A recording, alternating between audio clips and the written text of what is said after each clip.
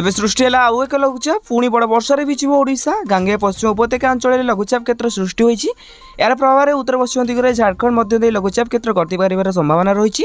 तेज यार प्रभाव में राज्य में आसंता 27 जाए आगामी 5 दिन पर्यंत प्रबल अति प्रबल वर्षा हो पाणीपाग केन्द्र पक्षर पूर्वानुमान करिछि। तेज आगामी 24 घंटे राज्य में अत्यंत प्रबल वर्षार चेतावनी सुंदरगढ़ रेड अलर्ट जारी करिछि आंचलिक पाणीपाग विभाग। तेज घूर्णिबलय प्रभाव में आगामी 5 दिन जाए राज्य में वर्षा लगी रहीपटे मयूरभंज केन्दुझर सुंदरगढ़ बालेश्वर भद्रक जाजपुर केन्द्रापड़ा कटक जगतसिंहपुर पुरी खोर्धा नयगढ़ गंजाम गजपति एवं झारसुगुड़ा बरगढ़ संबलपुर देवगढ़ अनुगुल और ढेंकानाल को येलो वार्निंग जारी करिछि आंचलिक पाणीपाग विभाग। एसत एथर वर्षा भी भिजिब गणेश पूजा सृष्टि लघुचाप प्रभाव में प्रबल वर्षा होगा सूचना देछि पाणीपाग विभाग।